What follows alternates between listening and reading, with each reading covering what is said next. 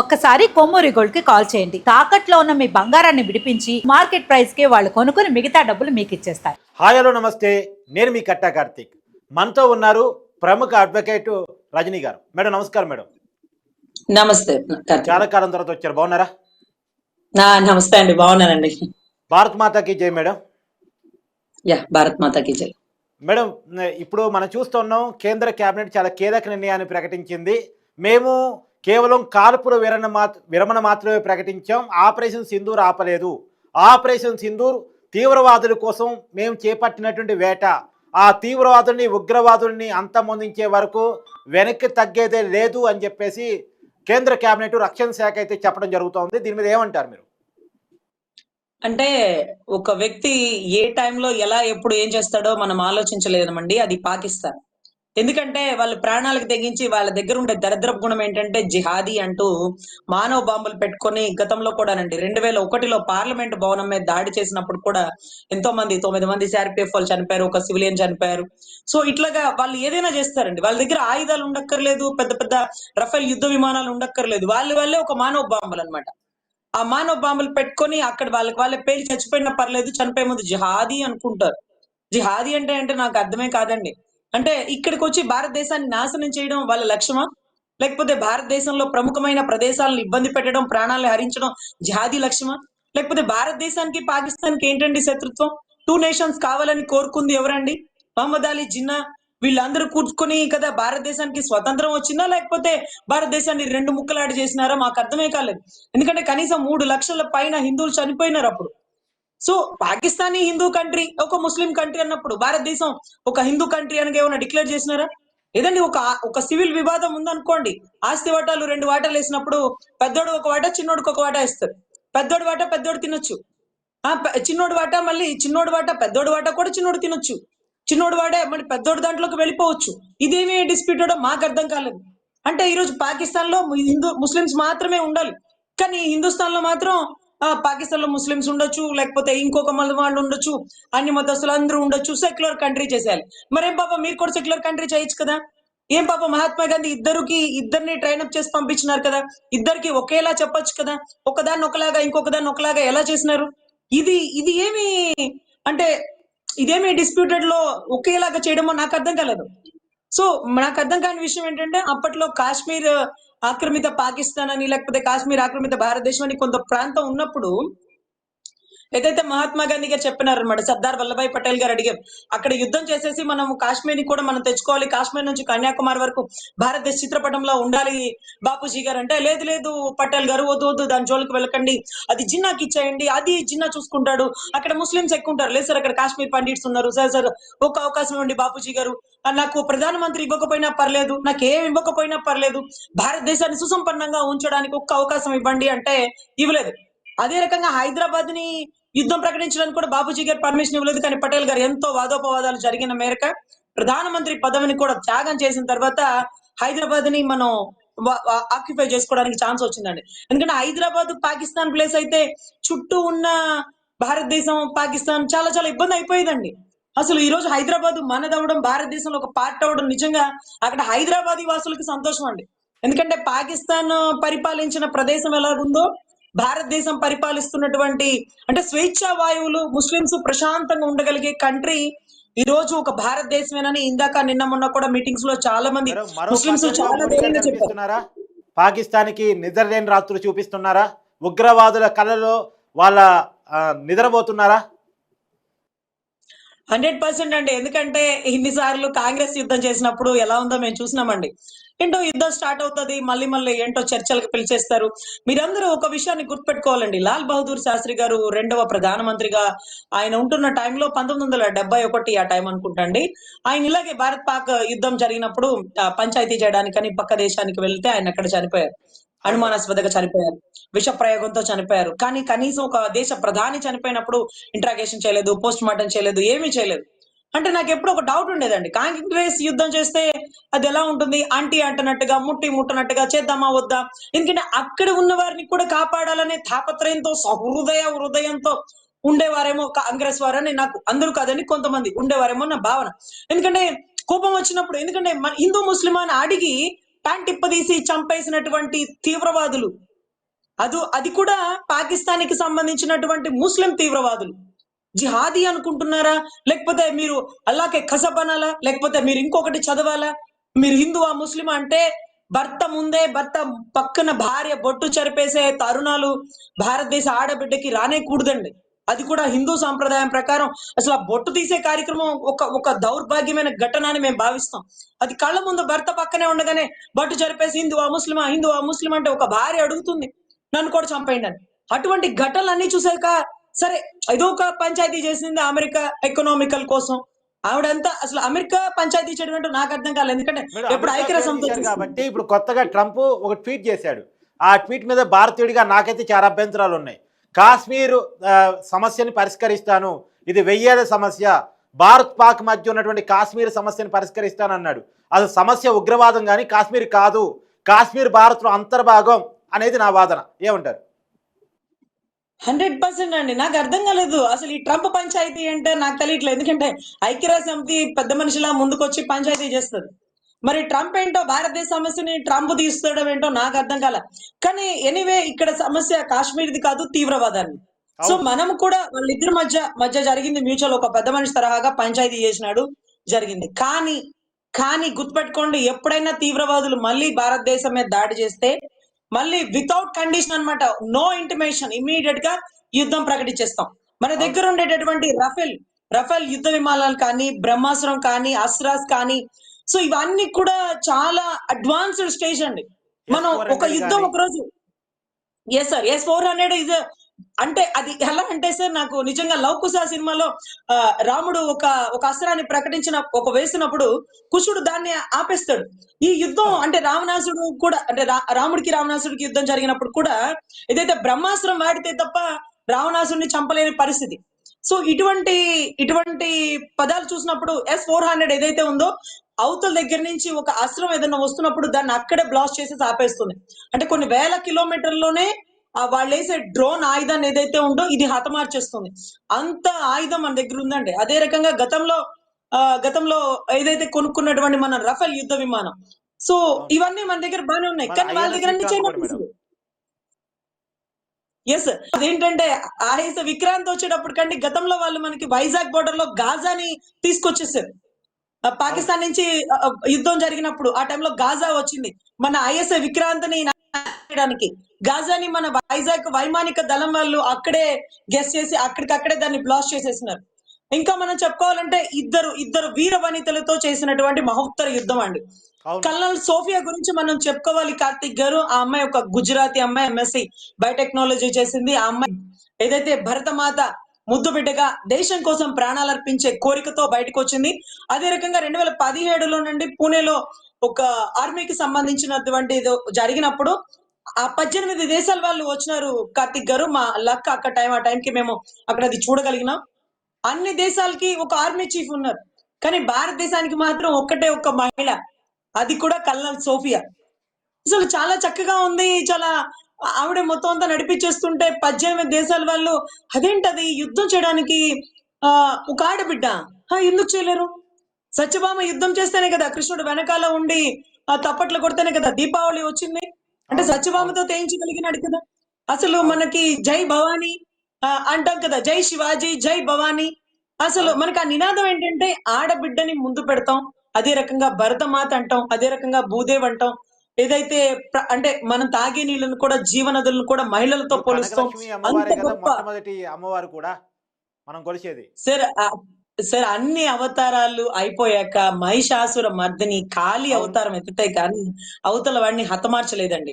అదే రకంగా ఏదైతే ఈ కల్నల్ సోఫియా గాని, she was the wonderful leader అండి. వాళ్ళు ఒక గొప్ప వీర వనితలు. అదే రకంగా వ్యోమికా సింగ్ అండి, వింగ్ కమాండర్. ఈ వింగ్ అనే పదాన్ని చూడండి, వాళ్ళు ఎయిర్ ఫోర్స్ కి సంబంధించినది కదా. వింగ్ కమాండర్ అంటే ఇటుగా వెళ్తే బ్లాస్ట్ అయ్యే అవకాశం ఉంటది, కానీ ఇటుగా వెళ్తేనే మనం శత్రువులను ఎదుర్కోగలం. అయితే అటుగానే అండింది, అటుగా వెళ్తే ఒకవేళ బ్లాస్ట్ అయితే చచ్చిపోతాం, అవ్వకపోతే వాళ్ళని చంపుతాం కదా. That is the character of the Vyomika Singh అండి. ఒక వింగ్ కమాండర్ గా ఆమెను ఎందుకు తీసుకున్నారంటే గతంలో యుద్ధంలో అటుగా వెళ్తే ఒక హిల్ వస్తుంది, కొండ వస్తుంది, దానికి తగిలితే మనం బ్లాస్ట్ అయిపోతాం అంటే, కానీ అటుగా వెళ్తేనే శత్రువులను ఎదుర్కోగలం. అఫ్ కోర్స్ కానీ అటుగా వెళ్తే ప్రాణం పోవచ్చేమో, పోతే పోతుంది అక్కడితో. పోకపోతే వాళ్ళ ప్రాణాల్ని మనం హతమార్చగలం కదా, మన భారతదేశానికి రుణం తీర్చుకోగలం కదా అని వెళ్ళిన ఒక వీర నా వనిత ప్రాణం కంటే కూడా యోమిత. శత్రు ప్రాణాలు తీయటం ముఖ్యం. 100% అండి. అసలు నిజంగా ఆ మాటలు ఎంత ఇన్స్పైర్ గా ఉన్నాయంటే, ఇటువంటి వీళ్ళిద్దరిని ఏరి కోరి ఫిల్టర్ చేసి తీసుకొచ్చి ముందు పెడితే, వీళ్ళిద్దరు ఆధ్వర్యంలో యుద్ధం జరిగితే మీరు గమనించండి కార్తిక్ గారు.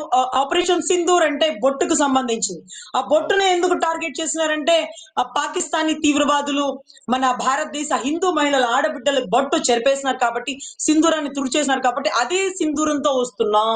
రక్త సింధూరంగా ఆడబిడ్డలతోనే వస్తారు. ఎందుకంటే మగవాళ్ళని చంపేసి ఆడబిడ్డలను వదిలేసి అతను ఏం మెసేజ్ ఇస్తున్నారంటే, వీళ్ళేం చేస్తారు, వెళ్ళి మీ మోడీకి చెప్పుకోండి అన్నారు. వీళ్ళేం చేస్తారా, ఆడవాళ్ళు ఏం చేస్తారా? అసలు భారతదేశం అంటే ఆడబిడ్డలకి ఎంత ప్రాముఖ్యత ఉంటుందో తెలుసా? ఆడబిడ్డలతోనే చేపిస్తాను, ఆడబిడ్డలతోనే యుద్ధం చేపిస్తానంటూ ఈ రోజు నిజంగా మోడీజీ నిజంగా హ్యాట్స్ ఆఫ్ అండి. వీళ్ళిద్దరిని ముందు పెట్టి యుద్ధం చేసి వీళ్ళిద్దరు ఇచ్చిన స్టేట్మెంట్లు, ఇంట్లో గిన్నెలు తోక్కునే ఆడవాళ్ళు కూడా అబ్బా చూడు యుద్ధం చూడు ఆడవాళ్ళు చేసినారు, ఆడవాళ్ళు ఏమైనా చేస్తారు అంటూ తొడలు కొడిచి సవాలు విసురుతున్నారు. ఈరోజు నిద్రపోతున్న ఆడబిడ్డను కూడా మేల్కొల్పుతున్నాడు, అందరినీ చైతన్యపరుస్తున్నారు. మీరేనమ్మా, మీరే ముందు, జై భవానీ అంటూ శివాజీ గారు యుద్ధం చేసినప్పుడు ఛత్రపతి శివాజీ ఒకే ఒక్క నినాదం, జై భవానీ అని. అంటే అమ్మవారి దగ్గర నుంచి అంత శక్తి వస్తుంది, ఆడబిడ్డ దగ్గరే అంత శక్తి ఉంటుంది. మేం భూమి మీదకి వచ్చినానంటే మీరు లేకుండా ఎలా తల్లి, మాసాలు మోసి మమ్మల్ని కంచుతారు అంటూ ఈ రోజు నిజంగా చాలా హైలైటెడ్ అండి. కానీ ఎనీ టైం పాకిస్తానీ మెంటల్ తీవ్రవాదులు ఉంటారు కదా, ఈ తీవ్రవాదులు ఎప్పుడు ఎలా అయినా మానవ బాంబు పెట్టుకొని ఇబ్బంది పెట్టే పరిస్థితులు ఎదురైతే మాత్రం తాట తీసి ఎండబెడతాం. ఈ యుద్ధానికి అంతం కాదు, యుద్ధాన్ని మేమేమి క్లోజ్ చేయలేదు, పాకిస్తాన్ యుద్ధాన్ని మేము క్లోజ్ చేయం. వాళ్ళు ఎప్పుడు రిపీట్ చేస్తే మాత్రం అప్పుడు మాత్రం మేము తిరగబడేది, అప్పుడు ఏ పంచాయతీలు ఉండవు. సో ఇది కూడా మేమేంటో చూపించాం. ఒక 1 వీక్, ఒక 4-5 డేస్ యుద్ధం అర్ధరాత్రులు చుక్కలు చూపించినారండి మోడీ గారు. యుద్ధం పగల్లేసినే అనుకుంటారు, రాత్రులు నిద్రలు పట్టని రోజులు గడిపించినారు పాకిస్తానీ తీవ్రవాదులు. సో ఖచ్చితంగా అసలు ఆ టైం చూసారా, అసలు నిజంగా బ్రహ్మ ముహూర్తాలనే అనాలి. ఆ 2:30 ఆ టైంకి రాత్రి అంతా దీపావళి సార్, చీకట్లో బాంబులు వెళ్తుంటే నిజంగా దీపావళి. కానీ అటువంటి దీపావళిలో ఎంతో మంది భారతదేశ జవాన్లు ప్రాణాలు కోల్పోయారు. కానీ యుద్ధంలో వాళ్ళు హ్యాట్స్ ఆఫ్ అనిపించినారు. నిజంగా ఈ రోజు మనం ఇక్కడ ఇంత ప్రశాంతంగా స్వేచ్ఛ వాయువు పీల్చుకుంటూ బ్రతుకుతున్నాము అంటే, బోర్డర్ లో సైన్యానికి, ఎండకి, వానకి, చలికి ఉన్నటువంటి వీర జవాన్లకి రియల్లీ హ్యాట్స్ ఆఫ్ అండి. మోడీ గారు ఏదైతే 3 సార్లు ప్రధానమంత్రిగా ఉన్న టైంలో ఇది చాలా ప్రెస్టీజియస్ అండి. ఎందుకంటే కాశ్మీర్ మనది అని నమ్మి వెళ్ళినటువంటి ఏదైతే సివిలియన్స్, ఏదైతే యాత్రికులకి, ఏదైతే అక్కడ ఉండేటటువంటి తీవ్రవాదులు మీరు గమనిస్తే కార్తిక్ గారు, ఆ తీవ్రవాదులు యూనిఫామ్ లో వచ్చినారు, మిలిటరీ యూనిఫామ్ లో.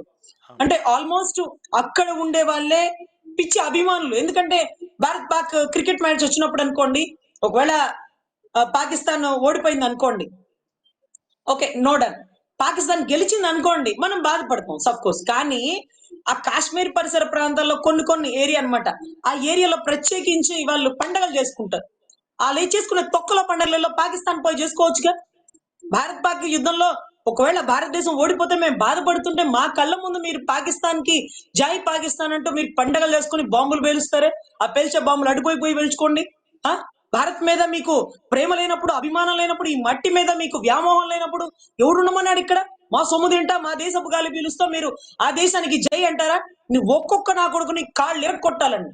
ఎందుకంటే ఈ రోజు హిందువా ముస్లిమా అని చెప్పి ప్యాంట్ ఇప్పదీసి కాల్ చేసినా సరే, 11, 20, 30 బుల్లెట్లు వెళ్ళి తలెక్కడో ముండం ఎక్కడో తెలియని ప్రదేశంలో ఉన్నా సరే, భారతదేశంలో ఎక్కడా అల్లర్లు లేవు, ఎక్కడా హిందూ ముస్లిం గొడవలు లేవు. ఎందుకంటే శత్రువులు మాకు భారతదేశంలో ఉండే మా సోదర సమానులైనటువంటి ముస్లింలు కాదు, అదే రకంగా పాకిస్తాన్ లో ఉండే ముస్లింస్ కాదు, కానీ తాలిబాన్స్, లేకపోతే లష్కర్ తోయిబా వాళ్ళు, లేకపోతే ఉగ్రవాదులు, తీవ్రవాదులు, వీళ్ళే మా శత్రువులు. సగటు ఇండియన్ లో ఉంది ఆ మెచ్యూరిటీ.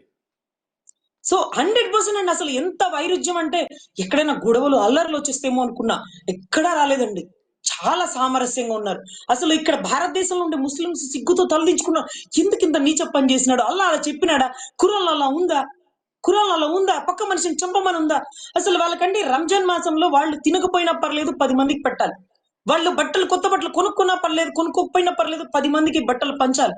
అంటే అల్లా అంత గొప్ప మెసేజ్ ఖురాన్ లో పెడితే నువ్వు ప్యాంట్ ఇప్పదీసి కాల్చమన్నారా? అంటే వాడు హిందూ అయితే నువ్వు చంపేస్తావా? అవును. అదే భారతదేశంలో ఎంత ధైర్యంగా, ఎంత స్వేచ్ఛా వాయువులు పీల్చుకుంటూ మేము ఉంటుంటే, పాకిస్తాన్ లో హిందువులను మీరు ఇబ్బంది పెడుతుంటే, అదే రకంగా మీరు తాలిబాన్‌లా ఉగ్రవాదుల్లా వచ్చి ఇక్కడ ఇబ్బంది పెడుతుంటే, మేము సిగ్గుతో తలదించుకుంటున్నాం. మీలాంటి వాళ్ళని నరికి చంపాలి, బుల్లెట్లతో పేల్చాలంటూ ఇక్కడ ముస్లింలు రియాక్ట్ అవుతుంటే ఎంత గొప్ప మెసేజ్ అండి. నిజంగా రియల్లీ హ్యాట్స్ ఆఫ్ అండి. నిజంగా హిందువుల గొప్పతనం మెచ్చుకోవాలి. ఎప్పుడు కూడా వాళ్ళు స్మిత ప్రజ్ఞత కలిగి ఉంటారు. ఏది జరిగినా గొడవలొద్దు, సామరస్యం. గొడవలొద్దు, సామరస్యం. ఇటువంటి పరిస్థితుల్లో హిందువా? అయితే బొట్టు చెరు అంటే హిందువుగా పుట్టడం మా తప్పా అండి? అంటే కళ్ళ ముందు నేనైతే ఒకటే అనుకున్నాను కార్తీక్ గారు. అదే ప్లేస్ లో నేనుంటే కనీసం నేను బొట్టు తుడపకుండా కనీసం ఒక నలుగురు తీవ్రవాదులైన చంపినాకే నేను చచ్చిపోతాను. వాడి జీవితంలో ఆడబిడ్డని కాల్చకూడదన్నాడు కదా! వాడిని రెచ్చగొట్టైనా వాడితో నేను కాల్పించుకొని నేను చచ్చే ముందు 10 మందైనా చంపి చావాలన్న నినాదంతో ఉండేదాన్నండి. కానీ నిజంగా నిస్సహాయంగా ఆడబిడ్డలు ఒంట్లో వణుకొచ్చిందండి. ఎందుకంటే ఒక సాధారణ గృహిణులు కాబట్టి భయపడిపోయారు. ఎంత భయం అంటే నిద్రలో ఉలిక్కి పడే పరిస్థితులు. ఈ రోజు భర్త యాక్సిడెంట్ లో చనిపోవచ్చు, అనారోగ్యంతో చనిపోవచ్చు, ఇంకేదైనా కావచ్చు. కానీ కళ్ళ ముందు భర్తని చంపేసిన దృశ్యం, చనిపోయిన దృశ్యం, నిద్రలో సహజంగా మన కూడా ఉలిక్కి ఆడవాళ్ళు పడే పరిస్థితులు. తమ ముందు తమ భర్తను తిడితేనే ఒప్పుకోరు. అందులో చంపుతూ ఉంటే అది ఒక రకంగా ఉంటది కదా మేడం. అసలు చంపారన్న విషయం కూడా పక్కనున్న భార్యకి తెలియని పరిస్థితి. తన శరీరం తడైపోతుందంట. ఎందుకో తెలియలేదు. తర్వాత చూస్తే భర్త రక్తపు మడుగులతో పడున్నాడు. ఇంకా భర్త బతికే ఉన్నాడు అనుకుంటుంది. అసలు అంటే అసలు నిజంగా కార్తీక్ గారు బొట్టు తొడిపే కార్యక్రమం వైదవ్యానికి నిజంగా మేమందరం ఎప్పుడు కన్నీటి పర్యంతం అవుతాం. నిత్య సుమంగళిగా చనిపోవాలని ప్రతి దేవుణ్ణి మేము ప్రార్థిస్తాం. అటువంటిది మా కళ్ళ ముందే మా సాంప్రదాయం ప్రకారం అసలు భార్య కళ్ళ ముందే భర్తని చంపేసి ఈ రోజు మమ్మల్ని అతను చేసిన అవమానం ఏదైతే పాకిస్తాన్ తీవ్రవాదులు చేసిన అవమానానికి అసలు ఆపరేషన్ సింధూర్ అనే పేరులోనే ఉంది సార్. దమ్ము ధైర్యం ఆడబిడ్డలతోనే చేపించినాడు మోడీజీ. నమో అంటే నరేంద్ర మోడీజీ అంటారు చూడండి, నిజంగా నమో అన్నమాట ఆయన. హెడ్స్ ఆఫ్ అండి. ఈ రోజు ఆడబిడ్డల మనోభావాలు దెబ్బతీసినటువంటి తీవ్రవాదులకి భారతదేశ హిందూ మహిళలంటే ఏంటో చూపించినారు. 100% ఇది యుద్ధానికి అంతం కాదు, అంతం కాదు. మీరెప్పుడైనా తోక జాడించినారా తాట తీసి ఎండబెట్టేస్తారు మోడీ గారు. ఇది మాత్రం మనం గుర్తుపెట్టుకోవాలి. ఎందుకంటే వాళ్ళు పిచ్చ జనం. ఆ పిచ్చ జనం ఏం చేస్తారంటే ఆ తాలిబన్స్ మానవ బాంబులు పెట్టుకొని మళ్ళీ భారతదేశాల మీద దాడి చేస్తారు. పార్లమెంట్ భవనం మీద, లేకపోతే ఏదైతే లుంబిని పార్క్ మీద, ఏదో గోకుల్ చాట్ మీద ఇట్లాంటి పనికి వాళ్ళ చెత్త పనులు చేస్తే మాత్రం ఇంకోసారి భారతదేశంలో అసలు చిత్రపటంలో ఎక్కడో అంటే చెప్తారండి. ఈ వాజ్పేయి గారి ఒక్క మాట గుర్తుపెట్టుకోండి కార్తీక్ గారు. ఒకవేళ పాకిస్తాన్ భారతదేశం మీద యుద్ధం చేస్తే భారతదేశానికి నష్టమేం లేదు. కానీ భారతదేశం పాకిస్తాన్ మీద యుద్ధం చేయాలి అనుకుంటే పాకిస్తాన్ కి సూర్యోదయం చూసే అవకాశం లేదు అని మన అటల్ బిహారీ వాజ్పేయి గారు ఇచ్చిన స్టేట్మెంట్ అండి. ఇది ఖచ్చితంగా గుర్తుపెట్టుకోవాలి వాళ్ళు.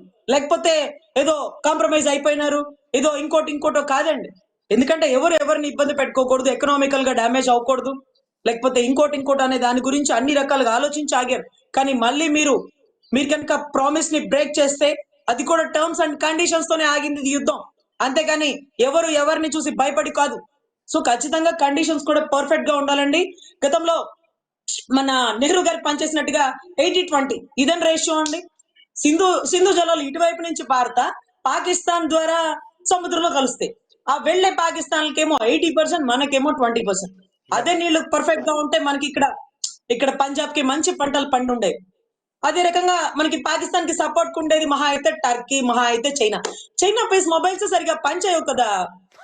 చైనా దగ్గర నుంచి ఆయుధాలు ఎలా పర్చేస్ చేసి ఆ చైనాని ఎలా నమ్ముకొని ఉన్నారో నాకు అర్థం కావట్లేదు. ఎందుకంటే నాకు తెలిసి చైనాలో యువత ఎక్కువ ఉంటుంటారు అనుకుంటండి, యంగ్స్టర్స్. అందుకనే ఆ దేశం తొందరగా కొంచెం డెవలప్మెంట్, కొంచెం పదాలు వాళ్ళకి వాడాల్సి వస్తుంది. అక్కడికంటే యువత మన దగ్గర ఎక్కువ ఇప్పుడు ప్రజెంట్. సార్ ఇప్పుడు యువత ఎక్కువ, ఇంకా కూడా యువత ఉండాలి అన్న ఉద్దేశంతో కూడా ఏదైతే మన సార్ ఎవరైతే సీఎం గారు చెప్పిన మాట ఏంటంటే ఎక్కువ బిడ్డల్ని కనండి. ఎందుకంటే యంగ్ జనరేషన్ కావాలి. యంగ్ జనరేషన్ ఇస్ నీడ్ అన్నమాట. ఎందుకంటే కొన్ని దేశాలు ఎందుకు డెవలప్ అయినాయి అంటే ఎకనామిక్ వల్ల కాదండి. ఆ దేశంలో యంగ్ జనరేషన్ ఎక్కువ ఉండడం వల్ల, పాపులేషన్ లో young generation. Yes sir, China ఉదాహరణ. చైనా కంటే ఇంకేదో కంట్రీ కూడా ఇంకా ఎక్కువ డెవలప్ అయిపోయిందట. అంటే చైనా కంటే ఎక్కువ. సో లాటిన్ అమెరికాలో ఏదో కంట్రీ. సో అంటే ఆ కంట్రీకి చైనాకి ఎందుకు కాంపిటీషన్ వచ్చిందంటే అక్కడ యంగ్ జనరేషన్ ఎక్కువ ఉంది. సో మనం కూడా పాపులేషన్ లో యంగ్ జనరేషన్ పెంచాలని మనస్ఫూర్తిగా కోరుకుంటున్నామండి. తర్వాత మళ్ళీ పాకిస్తాన్ వాళ్ళు మానవ బాంబులు పెట్టుకొని తోక జాడించే కార్యక్రమాలు చేసుకుంటే భారతదేశం మళ్ళీ తాట తీసి ఎండబెడుతుంది. ఇక మళ్ళీ మీరు సూర్యోదయం చూడరు. మ్యాప్ పాయింట్ లో పాకిస్తాన్ ఉండదండి. అసలు నాకు తెలిసి ఈ యుద్ధానికి పాకిస్తాన్ మూడు ముక్కలు అయిపోతుందేమో అనుకున్నాం. ఎందుకంటే చాలా మంది పాకిస్తాన్ వాసులకి ఇలా యుద్ధం చేయడం కూడా ఇష్టం లేదు. ఎందుకంటే ఎవడు చేయమన్నాడు, భారతదేశం ముస్లింస్ ని, భారతదేశ హిందువులను ఎవరు ఇబ్బంది పెట్టమన్నారు అంటూ ఏదైతే పాకిస్తాన్ లో నమాజ్ జరిగేటప్పుడు కూడా మసీదులో చర్చలు జరిగినాయి, మీరు కూడా వినుంటారు. ఎందుకంటే వాళ్ళకి కూడా చాలా బాధపడుతున్నారు. ఎందుకంటే వాళ్ళ దాయాదులు, వాళ్ళ చుట్టాలు అందరూ కూడా హైదరాబాద్ లో ఉంటుంటారు. ఇక్కడ ఎందుకు ఇబ్బంది పెడుతున్నాడు? ఇండియాతో యుద్ధం వద్దు అని చెప్పేసి. అవును అవును. ఇండియా ఎంత మంచిది, ఎంత ఉదార స్వభావం కలది, ఎంత గొప్ప దయా హృదయం కలిగిందని పాకిస్తాన్ వాసులకు తెలుస్తుంది. కానీ ఆ పార్లమెంట్ లో మాట్లాడి చూడండి, ఒక శానిటరీ ఒక ఆవిడైతే ఏకంగా మేమేమి చేతులకి గాజులు తొడుక్కోలేము, లేకపోతే అదేంటి మేము వెళ్ళి యుద్ధం చేస్తాము, అదేంటి బాబ్రీ మసీద్ బాబ్రీ మసీద్ కడతదంట. ఏదంటే మన రామ్ మందిర్ పడగొట్టి బాబ్రీ మసీద్ కట్టిందంటే ఫస్ట్ ఇటుక వాళ్ళ ఆర్మీ చీఫ్ పెడతారంట. ఆర్మీ చీఫ్ అసలు గల్లంత అయిపోయాడు, ఎక్కడున్నాడు ఆవిడకే తెలియదు. మళ్ళీ ఆర్మీ సైనికులందరూ వచ్చి ఇటుకలు వేస్తారంట. ఈ ఇటుకలు వేసే కార్యక్రమం ఏంటో, ఇటుకల ఫ్యాక్టరీ ఏమైనా పెట్టుకుంటారా భారతదేశంలో? నువ్వు వచ్చి ఇక్కడ ఇటుకలేసి ఇక్కడ బాబ్రీ మసీద్ కట్టడం ఏంటి? అంటే మళ్ళీ ఇక్కడ ముస్లింస్ ని, ఇక్కడ హిందువుల్ని రెచ్చగొట్టి కొట్టుకోమని. ఇంకొకటి ఏం చెప్పిందంటేనంటే, సిక్కులంట యుద్ధం చేయరట. సిక్కుల మత గురువు గురునానక్ ఉంటది, ఆయన పుట్టిన ప్రదేశం పాకిస్తానీ అంట. అందుకని వాళ్ళు పాకిస్తాన్ మీద యుద్ధం చేయరట. భారతదేశ సైన్యంలో పటిష్టమైన వాళ్ళే సిక్కులండి. Hats off. పటిష్టమైన వాళ్ళే సిక్కులు. వాళ్ళు చేసే యుద్ధం వండర్ఫుల్. భయం అనమాట, సిక్కులే కదా వాళ్ళని అంతం చేసేది సిక్కులేనని తెలిసి అటు కూడా ఒక రాళ్ళు వేసింది. కానీ బ్రహ్మగారి కాలజ్ఞానంలో చెప్తే కార్తీక్ గారు, ఆడవాళ్ళ వల్ల యుద్ధాలు జరిగిపోతాయని. మనం ఎప్పుడో మందర వల్ల చిందర వందర అయిపోయింది రామరాజ్యం అనుకుంటాం. కానీ ఈవిడ చూసాక ఈవిడ యుద్ధాన్ని రెచ్చగొట్టి ప్రేరేపించి 4-5 యుద్ధాలు పెంచేలాగా ఉంది. అంటే బ్రహ్మంగారి కాలజ్ఞానంలో ఒక మాట నిరూపితం అయిపోయిందని మా కళ్ళ ముందు ఈవిడ రెచ్చగొట్టే విధానం. అంటే చేతులు గాజులు తొడుక్కోలేదు మా ఆర్మీ చీఫ్ అనింది. అంటే అంటే ఆ గాజులు తొడుక్కున్న వాళ్ళు చేతకనోళ్ళ. అందుకని గాజులు తొడుక్కునే ఆడవాళ్ళతోనే నరేంద్ర మోడీ గారు యుద్ధం చేపించారు, వ్యోమికా సింగ్, కల్నల్ సోఫియాతో. సో రియల్లీ హ్యాట్స్ ఆఫ్ అండి. Thank you madam. నమస్తే.